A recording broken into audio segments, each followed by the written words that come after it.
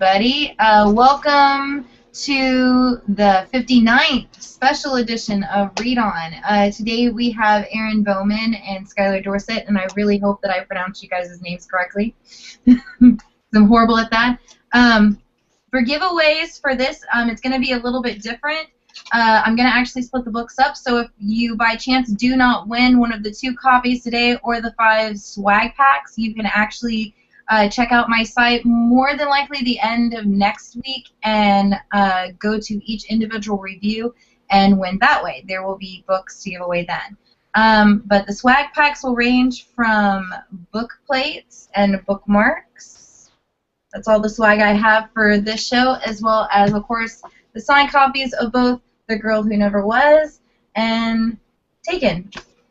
And then I also have 2 copies of Frozen that will be given away via their perspective reviews, which will more than likely also be the end of next week. So without further ado, we'll bring the authors on one at a time, and they can introduce themselves. To the 59th special edition of Read On. Today we have Erin Bowman and Skylar. Okay. It has been silenced. Okay, now you may introduce yourself. Hello, everyone. I am Erin Bowman. I am the author of Taken and Frozen and Forged, which comes out in April. It's a trilogy about a boy named Gray who grows up in an isolated community where all boys mysteriously vanish when they turn 18, and he's trying to figure out why. And I also have an unrelated book, a standalone YA historical Western type novel coming out from HMH in the fall of 2015. So that's me. And I'm Skylar Dorset. Hello. And I'm the writer of The Girl Who Never Was, which is book 1 in kind of a duology about a girl who thinks she's a normal Boston teenager, finds out that she's half fairy princess and half ogre, and that her mother wants to kill her, and she is prophesied to bring about a coup d'etat, basically, of the fairy ruling class. And the sequel, The Girl Who Never Was, came out in June. The sequel, The Boy with the Hidden Name, will be out in December, so you don't have to wait very long between books there. And there will be an e-novella, which is why I said a duology of sorts, because there will be an e-novella out in October in the same universe. And that's me. All right. One other thing I wanted to let you guys know, if for some chance you cannot submit a question via the Q&A, you can ask it on the event page as well as on the YouTube page. I have both open. And the link to enter the giveaway is also on the event page and the YouTube page, as well as on Facebook and Twitter and everywhere else across the internet. So we will start with the questions. And the first one was submitted by Rachel Rivera, and it says, "What made you want to become a writer?" Ooh, I'm not actually sure what exactly it was, because I've wanted to be a writer since I was like a little kid and first holding a pencil. So I think it probably just came about from my mother. My mom was a librarian and a teacher. She actually still is both of these things, but she filled my childhood with books, and she constantly read to me. So I think I just had this deep ingrained love of stories, and when I finally figured out that the books didn't just fall from the sky, that somebody actually wrote them, I was like, oh cool, I want to do that. I want to write books. So I think it was sort of like a slow process that happened, in those early years of my life. I'm a little bit like Erin in my answer to this question, in that I don't think it was any one moment.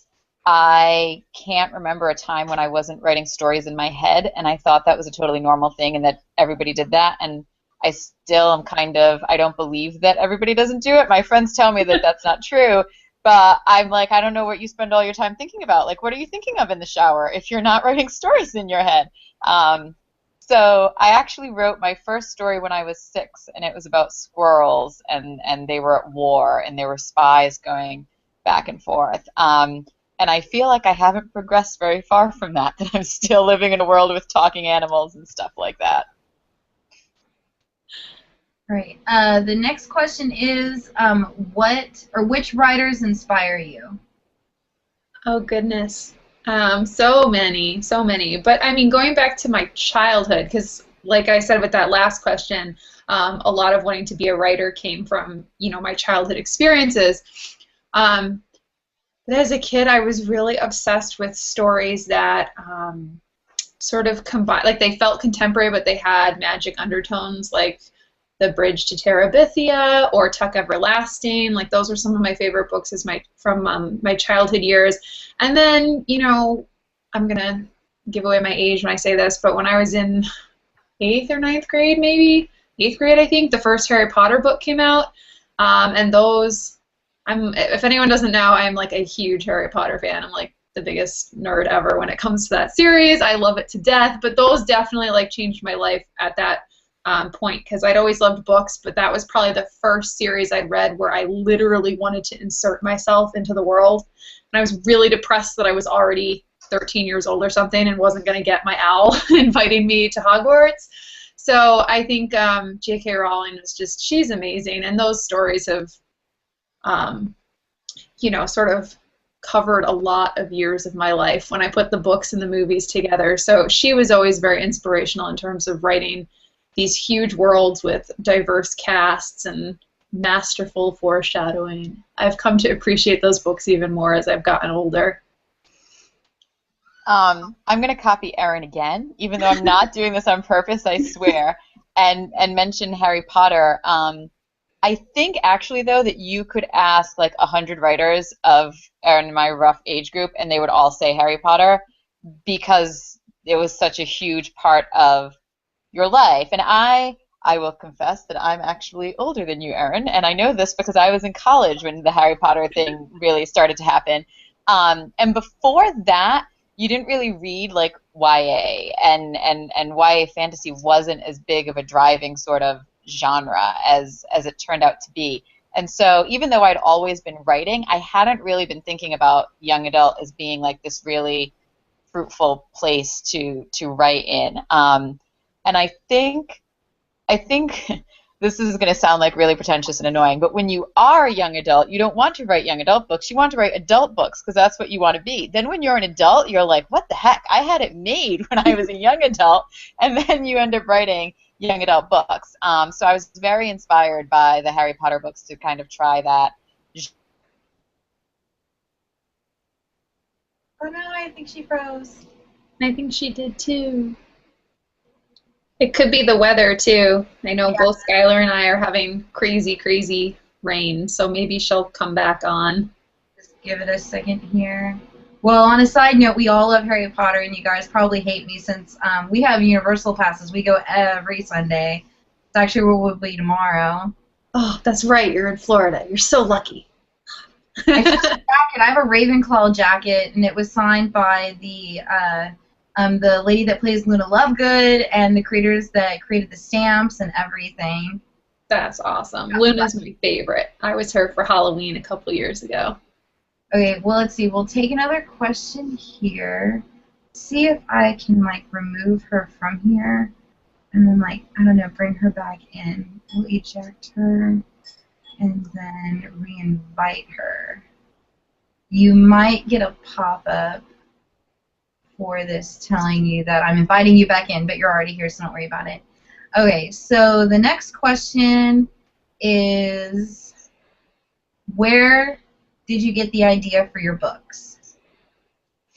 Okay, so for Taken, the idea, well, I guess usually for books it either comes to me, it's usually the plot or a what-if scenario, which is usually related to plot, that comes to me first. And with Taken, that's actually not what happened. It was the main character. So Gray, who's the protagonist in Taken, sort of just popped into my head, which is really nice because he appeared almost like fully formed. His voice was very fleshed out, and he was fearing his 18th birthday, and I thought that was really weird because at least in our society, 18 is a good milestone, like you're officially an adult, yay! And you know, are about to go off to college, or I don't know. There's lots of good things happening when you turn 18. So I thought that was weird, and I asked him, okay, so why are you afraid of turning 18? Why is that bad? And he said all the guys in my community disappear when they turn 18, and I thought that was even weirder. So it was sort of like this internal conversation I was having with him, and the more I asked why, I realized that my questions were the same as his questions, and the greater world sort of formed from there. And I had been working on a different project at the time that he showed up, and I tried to ignore him for a very long time. But his voice was just, it was so clear and it was so good, and he wouldn't shut up, so I started writing Taken, and that turned out to be a very good thing to do. Let's see. Poor Skylar. She's still lost. Did you base your main character off of anybody? No, but I will say that pieces of people that I know sort of slip into all of my books, and I guess an example of that would be Gray and his brother Blaine. Their sibling relationship, I like pulled influences from my own relationship with my sister to write sort of their banter and their relationship together. So, excuse me, my sister is very tell it like it is and very impulsive. She'll tell you exactly what she thinks. And I'm more of like a peacekeeper. I hate confrontation and I want everyone to be happy. So if anyone here has read my books, you can kind of see that my personality is some of that exists in Blaine, whereas Gray, who's more impulsive and rash, some of that comes from my sister. And the way that those two characters in my book feed off of each other, that's like pulled from my actual experiences. But again, it's always pieces. It's never, I don't have a character that I've ever written derived like straight and directly from someone that I know. Okay. The next question. Skylar is trying to get back, but I think it thought that when I ejected her, I think it thought that I was banning her by accident, and I completely did not mean to do that. So I'm trying to find on here if there's a way to add her back on, but I don't see anything. Okay, well, I'll go into the next question. Is there a message in your novels that you want readers to grasp? I'm going to go search over here. Yeah, you work on Skylar. I'll answer questions. So is there a message? I mean, I think there are messages that people can get from my books, but I never set out with the intention of sharing a message. And I think this often comes from wanting like a theme or a message to sort of naturally just exist in a book. I've often found that if I'm trying to tell people something, like the book becomes too preachy. And a lot of my favorite novels are ones where you sort of learn a lesson or learn something naturally in the process of reading. So, I mean, no, I didn't put anything in there purposefully, but I do think Taken in the series has some themes about, you know, is ignorance really bliss? Is it better to be informed or is it better to be ignorant? You know, the contrasts of technology and perhaps a life without it. A lot of those things exist within the novel, but and if people take that away, great, but also, like, that's the beauty of books, is you can read it and everyone's going to get something different from every story. So whatever message people walk away with, that book and the story sort of belongs to them now. So that's my rambling answer to that one. Okay, hold on a second. I think we fixed it. Let's see. Come on again so I can add you. Come on, Skylar. Okay, so I guess she is going to go. She's going to go make a fake account. Get back on here because apparently it thinks that I banned her from here, and I have no idea how to fix that. I'm sure it's easy, but it's one of those things that, like, since we're in the midst of doing this, that it's hard to figure out now. It's like, what do I do? Okay, it's things like this that really make me. I miss recast. Okay, so this is a specific question to you. Okay, this is one of my questions actually. So I wanted to know that. Through your series, do you have to go back and reread like the finished copies of the one before it before you start on, the next one in the series to make sure that you're still getting stuff correct? I reread each of my previous books before I started drafting the next one. But then once I get into that initial draft, I have what I call like a series Bible. It's a Word document on my computer where I keep track of all of the key places and world building rules and all of the characters and their appearances and birthdays and all, anything major that happens to them throughout the course of the novels. And I refer to that a lot once I'm in the act of actually drafting, and especially when I'm revising. I'm like, oh gosh, I can't remember, so-and-so's birthday, or I can't remember if I said that, world building rule resulted in X or Y. So I refer to that series Bible a lot. But I did find that rereading a finished copy, like I reread Taken before I drafted for the first time Frozen, and when I started drafting Forged, I reread Frozen. So that sort of just helps me get back into the world a little bit, because no matter how much you think you remember, and I know a lot of these details, it's my series, it's still just different reading the book straight through from start to finish. So that definitely helped me when I was drafting. I always wondered that. Okay, the next one is, who is your favorite author, and what is it that really strikes you about their work? I think we already did that one. Yeah, okay. I mean, I can talk about some of my other favorite authors too, quickly. I mean, let's kill some time. Yeah, I mentioned J.K. Rowling because of Harry Potter. I'm looking over here because my bookshelf's over here. Sorry, people. Who are some of my other favorites?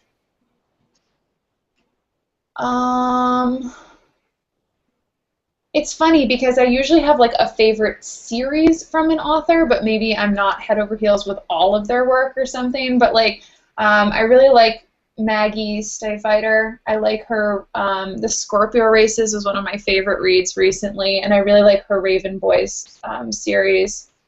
I'm also a big fan of where is it on my shelf? So I'm like, this is what happens when people ask me these questions. On the spur of a moment, I start having, like, blank outs. Oh, Moira Young, the Dustlands trilogy. I don't know if anyone knows that. It starts with Blood Red Road. I love those books. Love them. But yeah, I'm kind of rambling and not giving good answers here. I love everything. I love books. You've seen behind me in my closet. You know I love books. Yeah. Okay. Why did you choose to write teen versus adult? I mean, it wasn't really a conscious decision. It was the fact that the main character was a teenager, and it was, a lot of YA, pretty much all YA is at some level a coming-of-age story, and that's what my book was about. It was, a teen boy. He had questions like, why is my community the way it is? Where do these boys disappear to? There was that plot line, but in the process of getting those answers, he's really figuring out who he is and who he wants to be within the world, and, those themes right there, that's a YA novel. Did we get her back? I think we did. Yay! It said on Google on the thing that all I had to do was like specifically invite you back, and it was supposed to let you in, and it lied. It's a liar. It lied. Can you hear me? Yeah. Okay. No, it just kept saying you're not authorized to join this call. And even like you would say, I would get the thing, and it would say, "Do you want to answer this call?" And I would click yes, answer it. And then it would be like, you can't. You're not allowed to. It's like, I don't get it. Sorry about that, guys. It's okay. Okay, so right now the question is, why did you choose to write teen versus adult or middle grade, yada yada. So Erin, were you done with your answer? Yeah, I just answered and pretty much said it came down to the fact that my character was a teenager trying to find his way in the world, and that's, at its core a YA novel, those themes. I really just wanted to kind of try it. I'd written adult novels before that I hadn't even tried to get published or anything, and I was really interested in the genre, and I had an idea for a book, and I actually tried it from the point of view of the adult characters in the book first and wasn't really clicking with them, and switched over to the teenager and really connected with her, and that's how I started. I wrote it in teen instead of adult. I'm not sure actually different than writing adult, except the protagonist is a younger age, you know. Okay. The next question is, was the cover that is on the book that's published, was that the first cover that it had, and do you like it or do you hate it? For Taken, what is on the published copy is the first version that I saw. I know that there were more internally that Harper played with, but that's the first. I saw a rough comp of what ended up being the finished product, and it looked very similar, you know, once they, you know, got the photography shot and did all their fine-tuning. It was pretty much the same sort of layout. And I love my cover, which is a really, really nice thing, because I know, at least with the traditional publishing route sometimes, and at least in YA, sometimes they say, here's your cover, hope you like it, because it's not changing. So I was very happy with my cover. I didn't have too much input in it. I was asked, is there anything specific you want to see, or anything you hate on covers? And I had said, I'm personally not a huge fan of when a face takes up like 98% of the cover. I like to picture characters for myself, so I wanted that for my readers, and I just told my editor I had no clue what I wanted on my cover. I'm a web designer by trade. That's what I did before writing. So you'd think I would have had more opinions on this, but I don't know. I've never designed a book cover. I've only designed websites. So I said, I don't know, just make it feel a little ominous, like something might be off, a little mysterious, and I think they really, really nailed it. And I really love my spines also. Like Jess, can you hold it up real quick, because I don't have a copy near me, showing the spine? Yeah, so like, and it says Frozen on Frozen's, and Forged is the same way, and like when the books are only spine out at the bookstore, ooh, it looks so pretty. So yeah, I've been very, very happy with my covers. For The Girl Who Never Was, the cover it has now, oh yeah, there's the very fancy spines. The cover it has now might be the third or fourth cover that it had. It was cycling through covers, right? So that's the cover that it has now. I was also asked if there was anything I wanted to see on the cover, and I also had like no idea. Although I'm not at all a graphic designer, and I don't think very visually, and I'm always amazed when like I can manage to put like a painting on the wall. So there was no way I was going to be able to design a cover. So I just said, you know, whatever you guys think. That particular cover was different than the cover before, so it kind of took me by surprise when I saw it. And I'm a little bit like Erin in that it was hard for me because I didn't think really that they looked a whole lot like how they had looked in my head, and I had a really hard time with it. But now I really, really like it, and they now look in my head like they look on the cover, which I think is really interesting. And I really like it because for the sequel, so if you could hold it up again for me, please, Jess, because I don't have a... All right, so in the sequel, it's flipped. So he is on the top and she is on the bottom. Exactly. So I actually really, really love that. I'm very excited about that. So, yeah. This is one of my favorite covers of 2014. Everyone loves, loves, loves the cover, so I'm really pleased with it.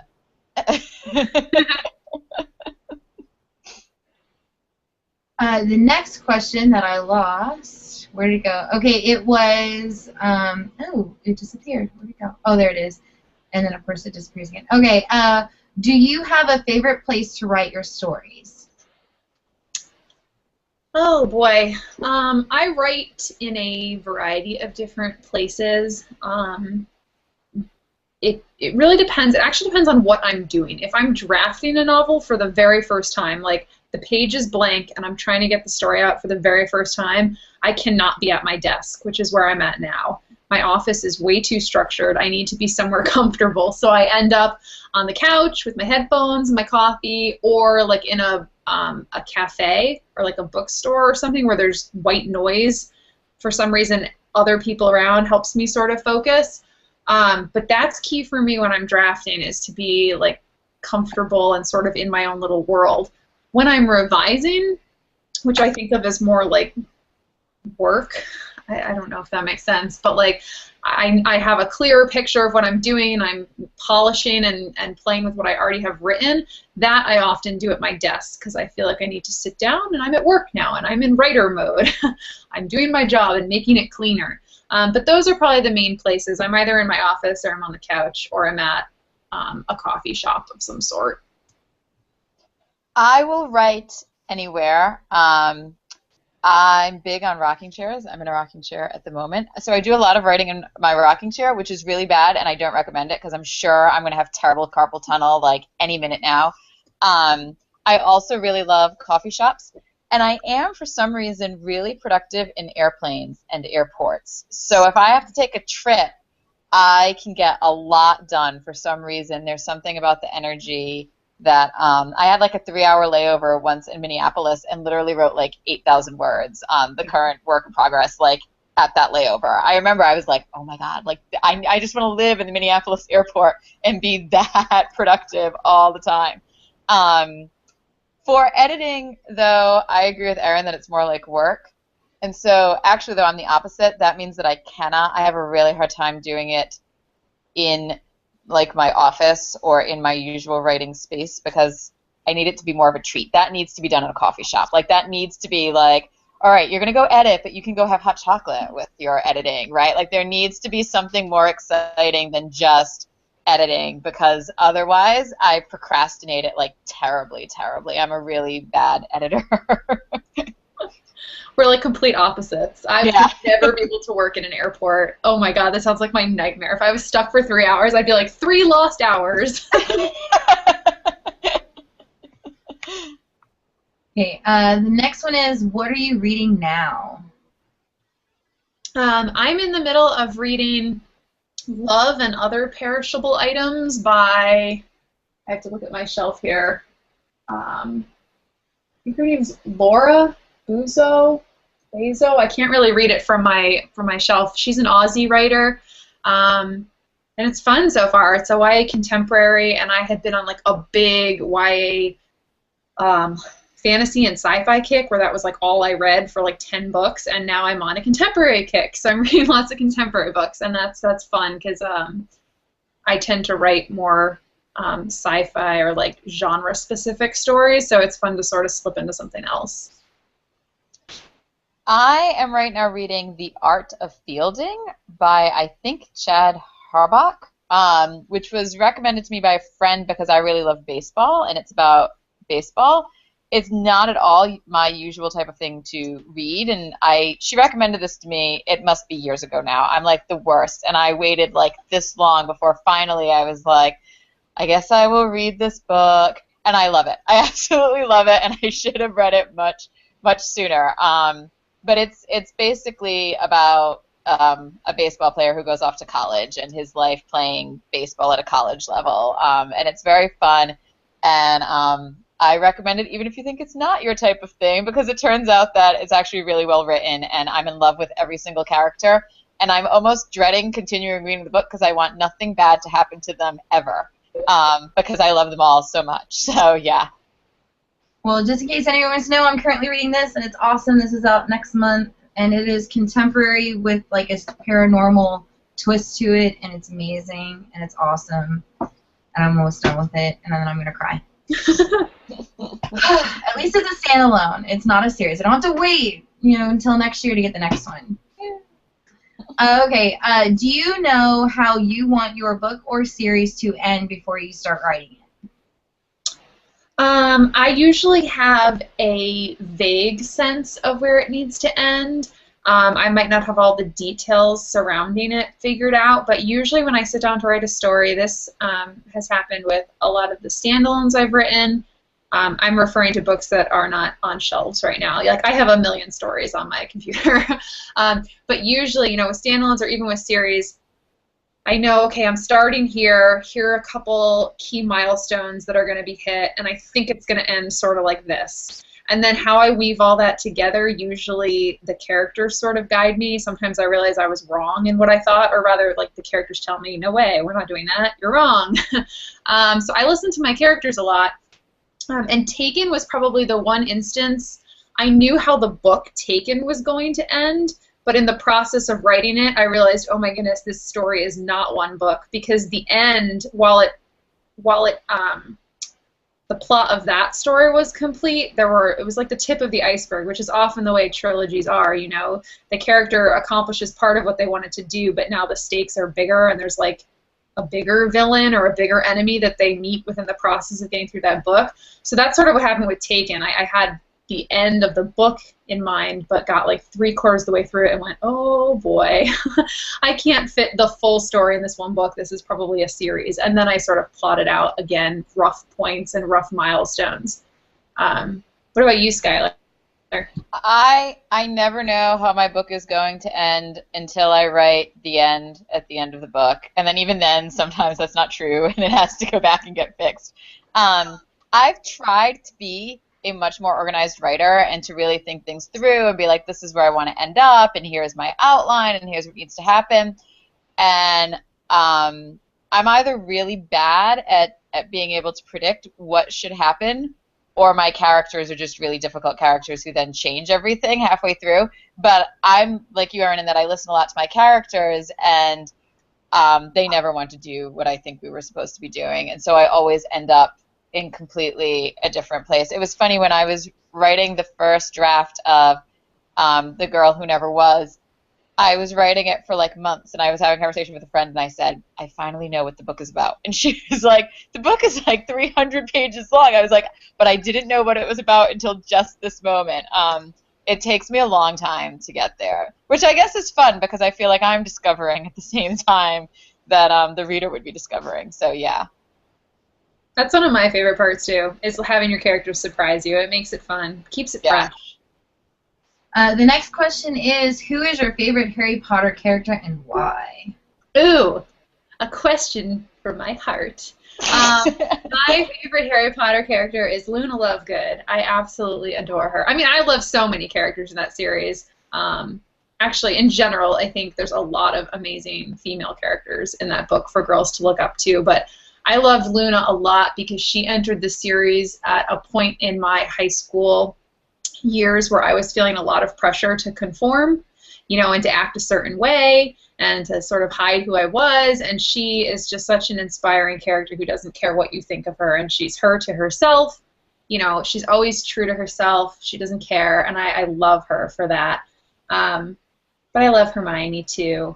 And I'm cheating and giving like 20 million names, but I also think that J.K. Rowling is fabulous at your everyday villain. Like, Voldemort's, you know, creepy and bad and all, but like Umbridge and like Rita Skeeter and like these people, way more terrifying, and I loved what she did with her like everyday villains. So my favorite Harry Potter character is Dumbledore, actually. And he was always my favorite from the very beginning. But then I admit I felt vindicated by the end, because I have a whole theory that Harry Potter is just as much Dumbledore's story as it is Harry Potter's story. So he is my favorite. I also really loved Sirius Black, but then he died. Oh, spoiler. They've had years to read them at this I was going to say, if you haven't read it yet and you're listening to the conversation about Harry Potter, it's a bad call on your part anyway.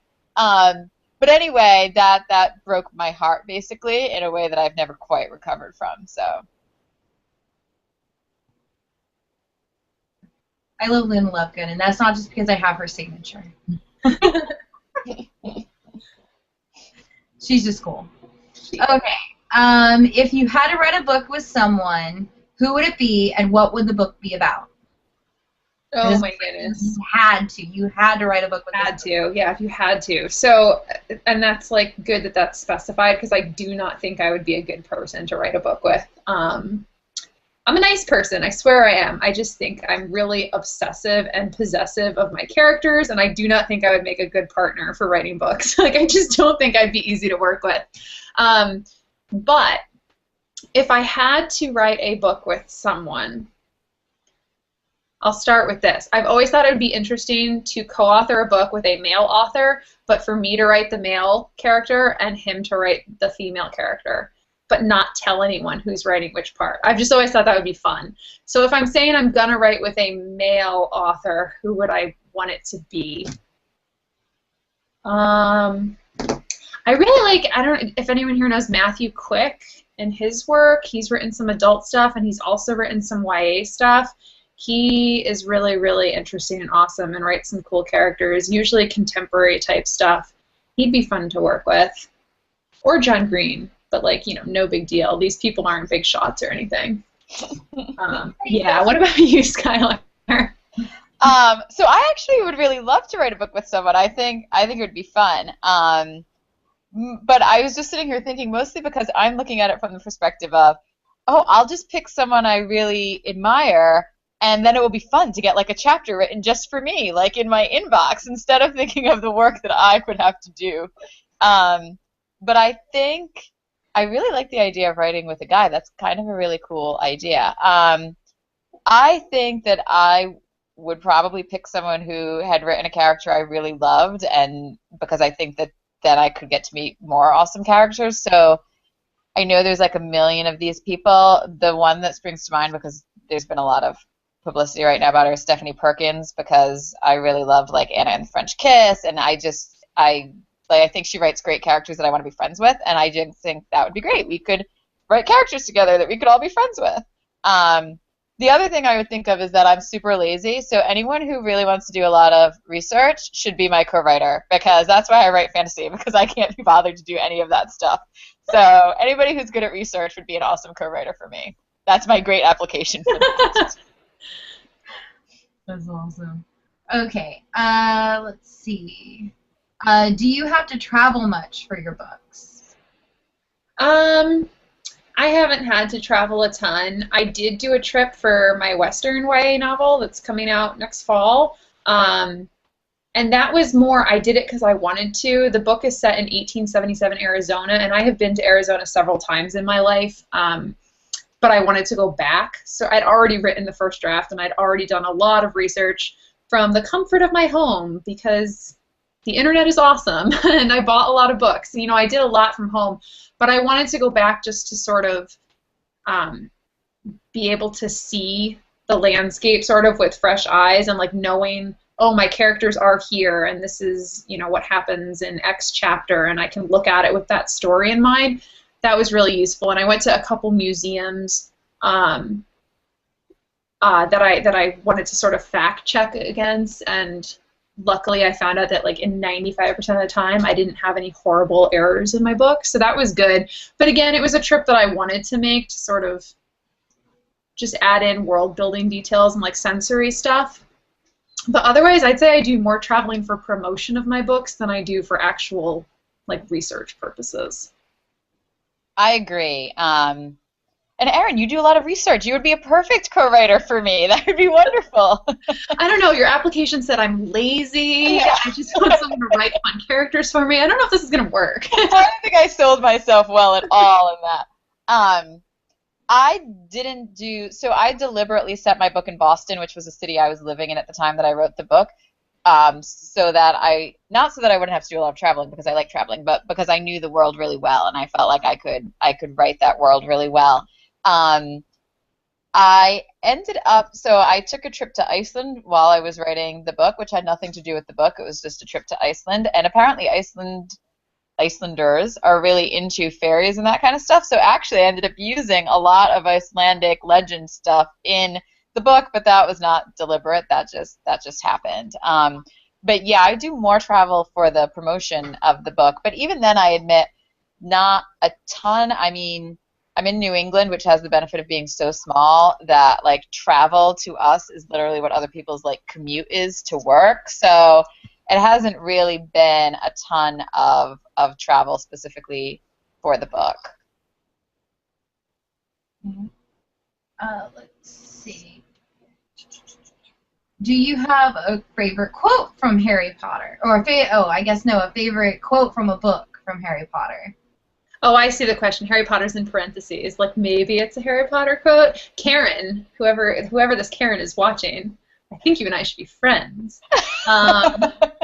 My favorite quote from Harry Potter, because I do have one, is that line from the 7th book when Dumbledore says, "Of course it's happening in your head, Harry." But that was mine. Not real. Yeah. Well, there's pretty much everything Dumbledore says is awesome and quote worthy. I stole it, Skylar. I'm so sorry.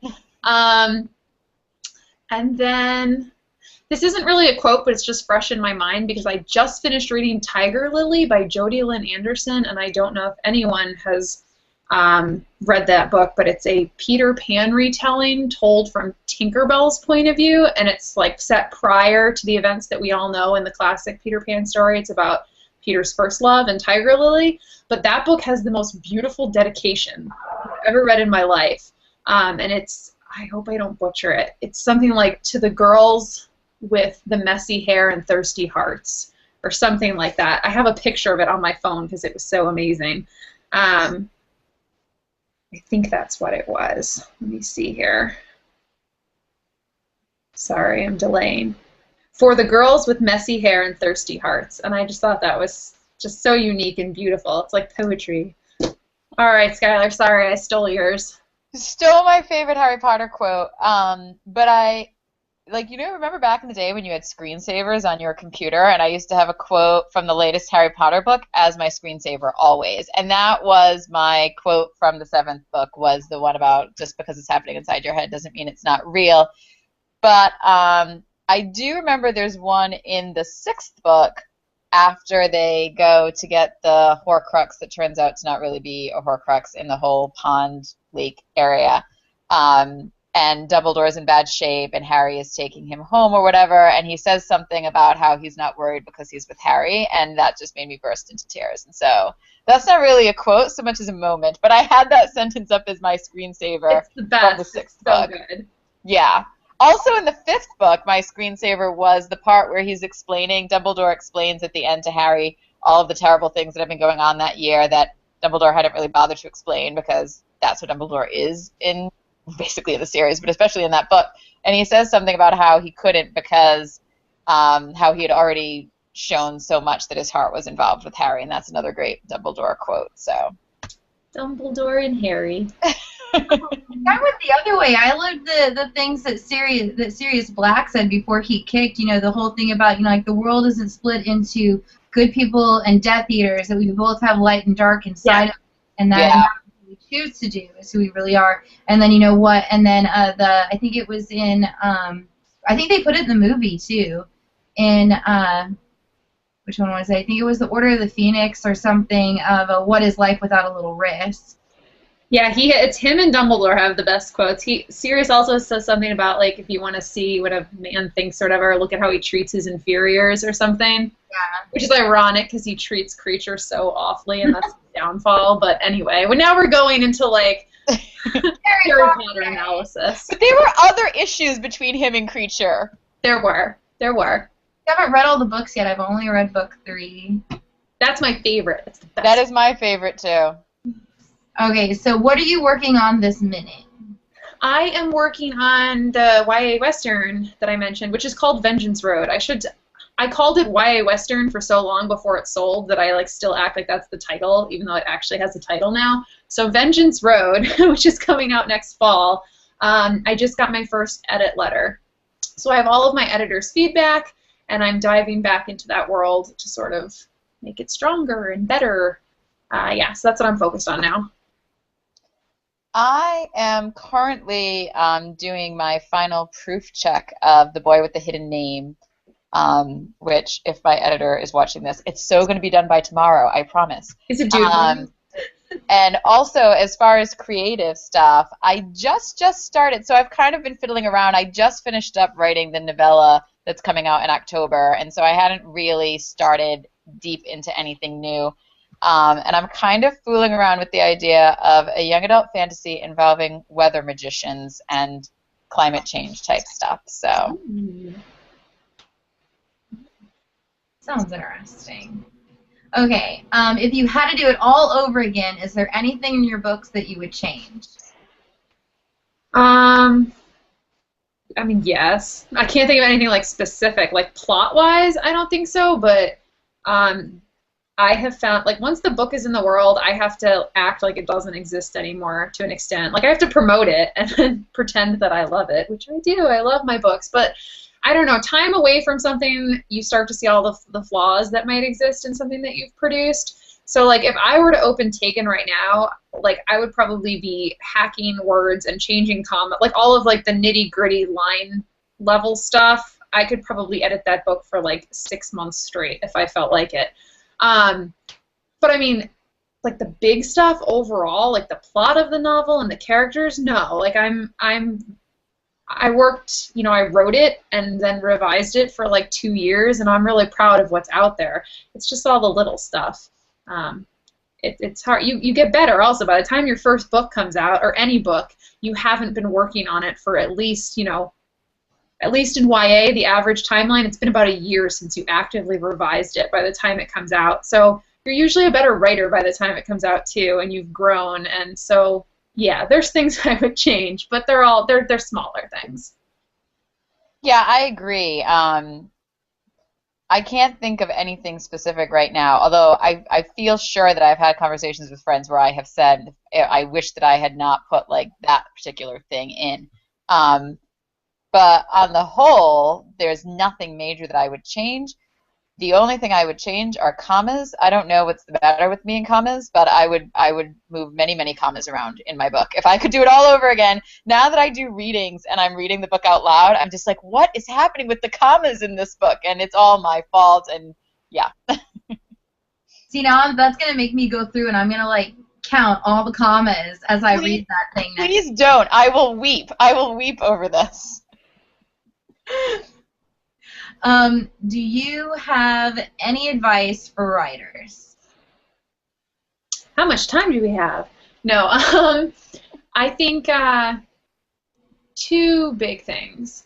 One, anyone watching this is probably smart enough that this isn't an issue for them because they clearly love books and reading. But I have had people tell me they want to be a writer, but they hate reading. And I do not understand how you can be a writer without reading, because I just don't get that. Like, I think that's the biggest thing is you need to read a lot because that's where you learn. You learn what you like and what you don't like, and in learning what you like and what you don't like, you're able to sort of break down, oh, this story technique, I liked that because it worked for X reason, or oh, I didn't like that because it wasn't believable. And that's how you sort of grow and shape your own style as a writer. So I would say definitely read, but like I said, all the viewers watching this are probably readers, and that doesn't apply to them.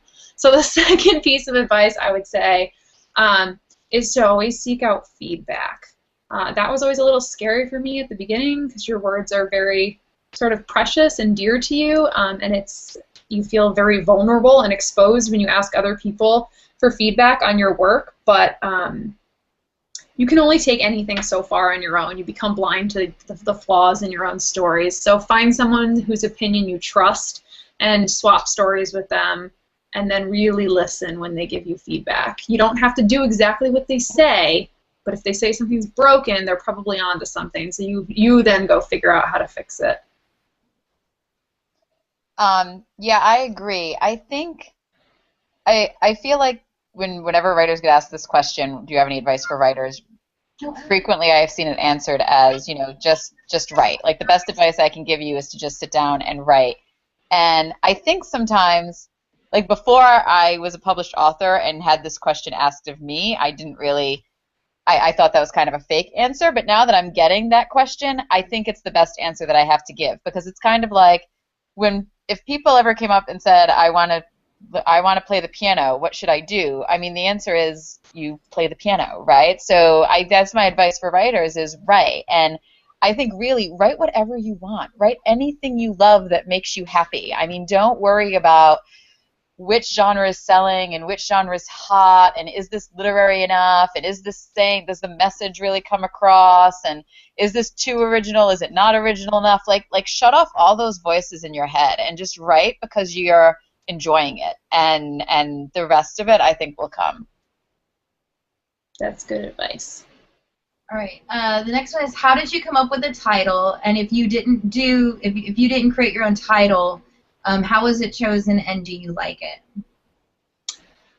So Taken was not the original title of my debut. It had a different working title, and it actually sold under that different working title. And we ended up changing it for several reasons. The original title was The Lakos Project, which, you know, that will make sense to people who have read it. To people who haven't, it's probably confusing, and that's one of the reasons why we changed it, in part because my publisher thought it felt a little bit too sci-fi, and like my book has sci-fi elements, but it's not like a space odyssey or anything. So they didn't want to scare off hesitant sci-fi readers, and they were also really concerned about the word Lakos. That's a name. It's a proper noun that exists within the story. And if you told someone that, you know, in conversation, would the other person then know how to spell it when they go online to look up the book? You know, it's not an easy term to remember because it's something unique to the book that's not a real word. So we spent so much time trying to come up with new titles. Like The Heist was considered at one point, but that sounded too much like a robbery or like a crime thing. It was a long, long, long process. And then someone at my publisher recommended Taken, and it totally clicked, and I love it. I love the title. Except when people think it's a Liam Neeson like adaptation of the movie, and then I had Frozen come out right after Disney's Frozen. It's so impossible to talk about my book. People were like, "Oh, I love that movie." I'm like, "No, I'm talking about my book. My book."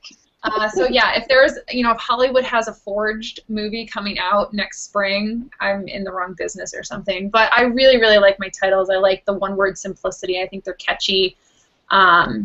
And I'm glad someone came up with it because I was like literally banging my head against my desk. Not literally, but pretty close. Titling is hard. Titling is the worst, and I hate it more than like almost anything else in the process. I queried The Girl Who Never Was under the title Will-o'-the-Wisp, which makes sense if you have read the book. But we decided that it wasn't actually a really good ambassador for what the book was actually about. So it went through many titles. Much like Erin, we went through many, like millions of titles. I have so many emails with just lists of possible titles in them that I just sat like brainstorming, like, how about this? How about that? How about this? I believe it was my editor. I know it wasn't me, but it was someone at the publishing house, and I think it was my editor who came up with The Girl Who Never Was. And I love it, love it, love it, because now everything has this cohesive, like, the girl who, the boy, you know, type of thing. So I'm really very pleased with it, and I love it, and I think it's very moody and mysterious and captures the mood of the book really well. Okay. Let's see.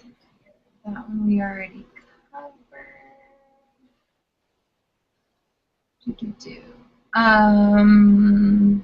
Do you ever suffer from writer's block? And when you do, what do you do about it? Yes. I think there's also two types of writer's block. I've come to, you know, one is that I don't know what comes next because I'm literally creatively drained. Like, I think that can actually happen, that you can't produce nonstop. So I have learned to sort of figure out when I've reached my max and I need to step away from the computer. So sometimes that is the solution, is to go do something else creative. Like, I don't have to stop creating, I just need to stop writing. You know, I need to go knit. I don't actually knit. I don't know why I use that as an example. Or go to a museum, or watch some TV, which is storytelling. You know, sometimes you just need to do something else to sort of recharge. But then true writer's block, when I'm, you know, I know that I have what I need to produce, but I still can't. I don't know what happens next, or everything I write feels like garbage. I've started to learn that usually when I hit that point, it's because I made a mistake earlier. So it's not that I don't know what comes next, it's that something I already wrote is wrong. So when I get into that sort of situation, I like to stop and look back at like the previous 2 or 3 chapters and try to see if a character does something that's like out of character or just doesn't make sense.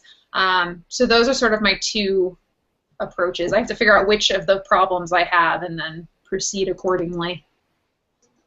I never really thought about it that way, but you're right that there are all different reasons why writer's block happens, and it always gets called just writer's block as if it's all the same, and I never really thought about how it's true. There are different causes for it. I'm with you. Sometimes I feel like I just need to not be writing, and I've learned to be kind to myself about that. Like, all right, so there's no reason that, you can take time off. You can go watch TV. I don't do anything productive. I usually just watch television. Or I read. Reading can actually be really, really good for me if I have writer's block. Usually I try to read a book that's really good, and then I'm like, I want to do that, and then I can get the writing juices flowing again. But the other issue could be what you said, Erin, which is that I made a mistake somewhere. I do a lot of trying to restart the scene in a different place, like kind of switching up where I'm coming at it. Maybe I'm missing something that's supposed to be happening. When I have that kind of issue, I actually take a bubble bath because I like give myself that time where that's all I'm thinking about is how to resolve my issue. And I feel like the only time that I'm not thinking about other things is like a bubble bath. Like it can't be, oh, like just watch TV because you're watching TV, you're distracted. And it can't be driving because you're also driving, right? And I'm just not good at just sitting in a chair and doing nothing. I just won't do that. So I find a bubble bath really helps with that. I have lots of breakthroughs going on long walks, which is probably the same sort of thing. I'm just sort of thinking it over and... Yeah, and I noticed, I used to live in Boston, and in Boston you walk all the time because you don't drive, and I actually felt so much more creatively alive because I had all of that walking time built in. Like I had 40 minutes of walking every day. I now live in a place where you do drive a lot, and I really miss that. I'm always trying to like make myself walk more because I do think it's really useful. Okay, so the last thing of the day is actually I'm going to put you guys on the spot here for a second.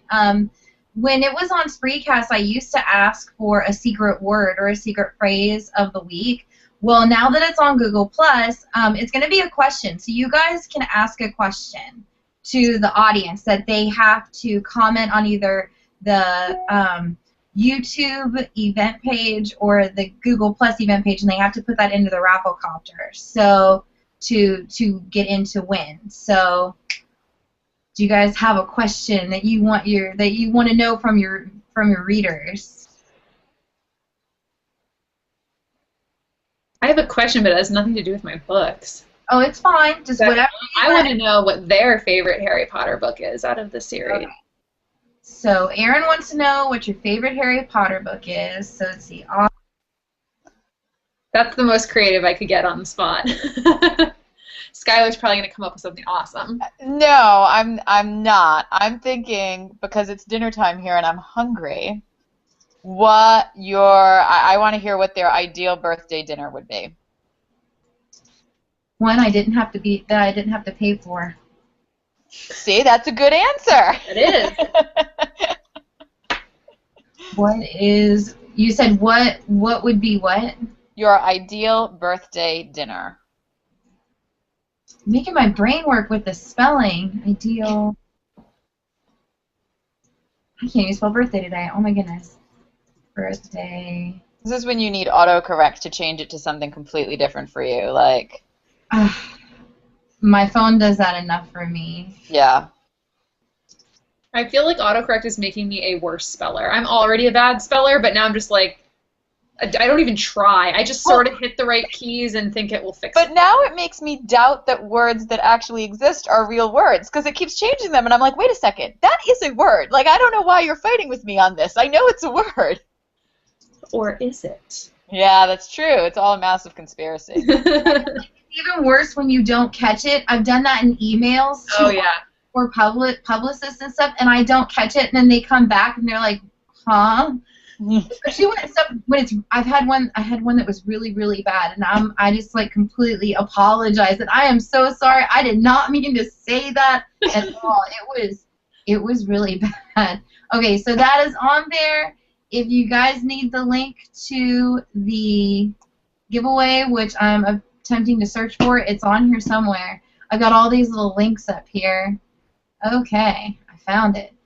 You can actually find the link on both the YouTube channel as well as the Google Plus event page, and I will also add it again here.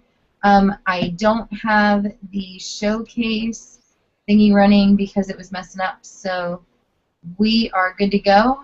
And thank you, ladies, so much for coming on. As far as we know, Erin will be back next year for book 3, Forge. And it is the Taken series, right? Yep, that's the 3rd book in the Taken series. Well, no, I mean, like, the series is called, it's the Taken series, or what is this? Taken trilogy is what my publisher has been calling it. So yeah, that's no. It doesn't have one of those fancy secondary names or anything. Never know. And I don't even have a name for mine, so it doesn't have a name. I bet it has a name on Goodreads. I call it my series. My series. And it's mine. Dorset will be back for book 2 of the, what is it, the boy? What is it called? Sorry. The boy with the hidden name. The boy with the hidden name. I knew it had something to do with the name. She will be back December 13th along with Jane Yolen. Cannot get over that one. That's so cool. Thank you, ladies, so much for coming on. Thank you. Sorry for my tech issues. Bye, guys. Bye, everyone.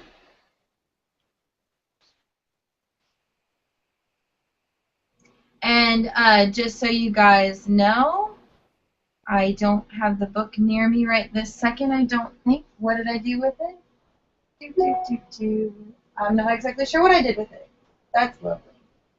I misplace books so quickly around here. Oh, it's because it's over here in my lovely little new side shelf for things that I need to have at hand. So that works.